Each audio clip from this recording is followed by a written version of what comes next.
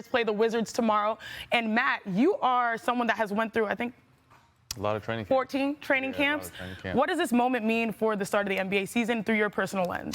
Just more of the same. I mean, this is a veteran team. They've won 4 out of the last 8 championships. So as older players, you just want to maintain, stay sharp. I got a chance to talk to Clay last night. They're working their butts off, and he's excited because, I mean, this is his first real summer. He's got to go full force and really get ready for the season. So from a standpoint of veteranship, these guys, it's more of the same, but to me, it's more about the younger guys. You know, Jordan Poole made a huge step last year.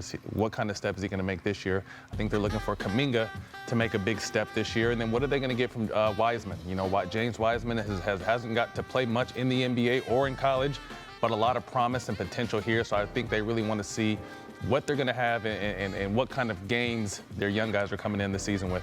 Ramona, what are you most excited about? Matt just hit on it. James Wiseman. He is the number 2 overall pick in that draft a couple of years ago. Has not been through a training camp. This is his 3rd year, but he hasn't been through a normal training camp. Last year, James Wiseman had a knee injury. The year before that, he was a little sick, and he was taking some time to get there. He just hasn't had time to come into the NBA the way a normal rookie would come into the NBA because of injuries and because of what everyone in the world has been through in the past couple of years with COVID and other issues. And so I think with James, like, this is the year he needs to take a step forward. Yes. He's been hearing all about how good Anthony Edwards is, all about how good LaMelo Ball is. This is the year he establishes himself in the NBA, and it starts in training camp. Steve Kerr said the other day, he's just picking things up so much faster now. From day 1 to day 3, you can see the concepts are taking hold for James Wiseman. Yeah, I think there's so many different mindsets you have going into training camp and preseason games. If you're someone like Clay, you're like, happy, this was me. This is me right now. Hey, I finally have an offseason where I'm not in rehab, so let's go out there. Let's have some fun. Let's get my rhythm back.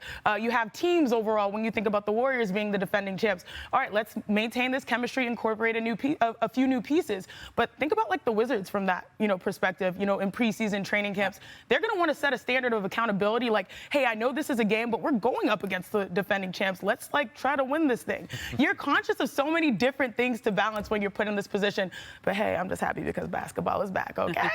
But while we are talking about the Warriors, I like to nerd out, okay? Our ESPN senior writer, Kevin Pelton, released his stats-based win projections for the upcoming season, which we will dive into deeper later on the show. But I had to press pause because we have to address this. His system has the Warriors finishing with 42 wins. That would only be good for 8th place in the West. I mean, we are talking about the defending champs. Come on now. Matt, what's your reaction to Pelton having the Warriors in the play-in? When they told me this morning, I wanted to go off on Kevin Pelton, but then they said this is just the analytics and they pumped the numbers in the machine, so it's not actually him. And this is a perfect example of why analytics should be a small part of basketball. It's more about the eye test and kind of just understanding the game. But, you see stuff like this, you kind of laugh. But I think although the Warriors' stars are getting a little bit older, again, we just mentioned their young core.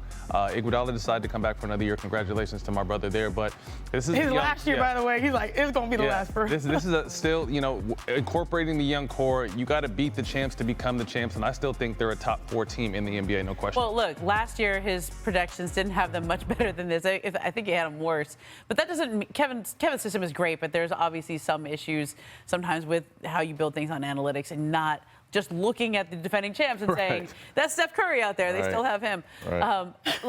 Last year, though, Zach Lowe and I were on the show and we were talking about win projections, and both of us felt good about the Warriors, but I would be lying if I said I thought they would finish 1st or 2nd in the West. Like, nobody had the Warriors last year. You thought maybe they'd be respectable, 4th or 5th.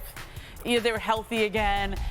Last year blew everybody away. Okay? And the issue for them this year is they lost a lot of their role players. They lose a lot in the system. They also have a shorter offseason. The two previous years, as you know, they didn't go to the bubble. They had the worst record in the league. And then the year before that, they lost in the play-in tournament. This year, short offseason, this is the burden of being the champs. Yeah, it is. And I really do think that, like, when it comes to analytics and when it comes to hoops, there's a nice relationship, there's a nice balance. And the Warriors have really won that analytical battle when it comes to shooting threes. So if they finish 8th or so, they still are potent and lethal when it comes to the playoffs. Not happening. Yeah, thank you. Thanks for watching ESPN on YouTube. For live streaming sports and premium content, subscribe to ESPN+.